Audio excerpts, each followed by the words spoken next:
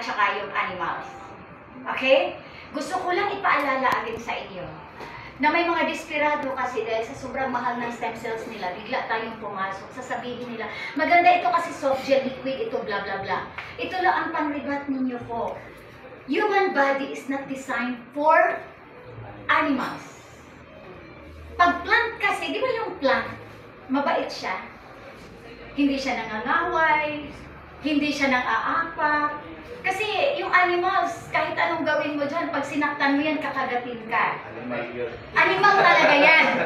No, may kabisitan pa minsan. Yung plant kasi, kung makita niyo yung attitude ng plant, ganun siya. So pag nainom mo yung plants, everywhere in your system, it will adapt and fit. Yun ang maganda sa plant-based na stem cells. Very fast ang absorption, napakaganda ng kanyang effect dahil unang-una, tandaan nyo lagi, we are designed for plants. Kasi yung ngipin natin, tingnan nyo, hindi siya ginawang ngipin like a lion. Hindi tayo designed for animals. Time of Noah, yung pinapakain grass. Kaso lang nung naglunok, sa time ni Abraham, lahat, grass. Nung naglunok, wala ng grass, kaya tayo gi-allow kumain ng meat. Kaya tingnan nyo, sa time ni Abraham, 1,000 plus. Tapos bumaba, sir, di ba? Ngayon, alam nyo, wala na. Kahit 10 years old, 15 years old, may cancer. You know why? Because we are eating food not intended for us. We are eating food in the box and everything. The reason why yung mga anak ninyo, ayaw mong pagpalabig na ginot, magkasakit na ugas tumanggi-hapon ta, painumin nyo yan kahit isang stem cell lang na yan, walang overdosage yan, I vouch. Kasi that's plant-based. Yung mga anak nyo, as long as marunong ng maglunok ng capsule, painumin nyo. Kasi hindi natin alam kung ano-anong kinakain yan. And you know, anything that has electricity has irradiation. Akala mo natutulog na, no? Nakaganyan pa ng hapon, yung pala sa ilalim na doon yung cellphone. So nasasak niya lahat ng radiation. Pag pinainom nyo yan ng stem cells, i-rejuvenate niya yung sinira ng radiation. Alam niyo ba ngayon, as early as 5, 6 years old to 18 years old, nagkukumit ng suicide.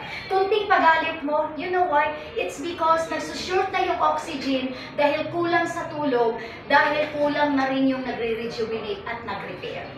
Kaya huwag niyo sabihin na, ay wala man akong sakit, hindi ko kailangan yung stem cells niyo. Sabihin niyo, hindi ang stem cells para lang sa may sakit.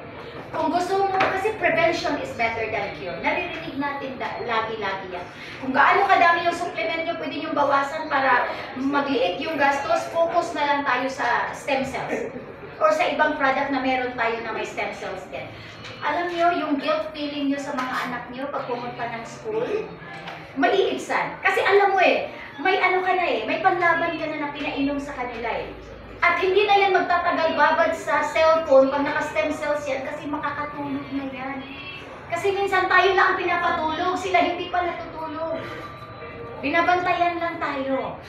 Paiinumin yun, di ba? So maganda. So starting today, promise yourself that you have to invest sa sarili nyo. Lahat ng bahay, anong meron, maiiwan natin lahat ng yan.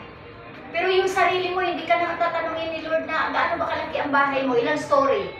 Ikaw mismo, and remember that our body is the living temple of God. So you have to take good care of your body. Pumasok na si Sir, so kailangan ko nang tumigil. Ito lang ang pinakahuli ko.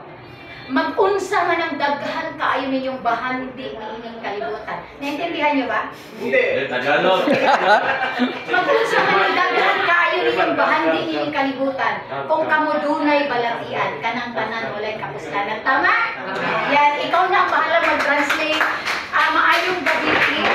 So I hope hindi ito first natin pagkikita na padamihin natin dito, i-educate natin ang mga tao. Kasi very affordable. Buang na dyan ang di mo balikan.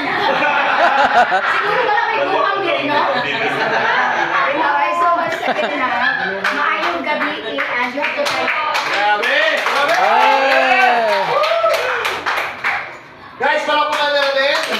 The one and only Jeremiah Kochi. Nagustuhan niyo po ba narinig niyo about our products?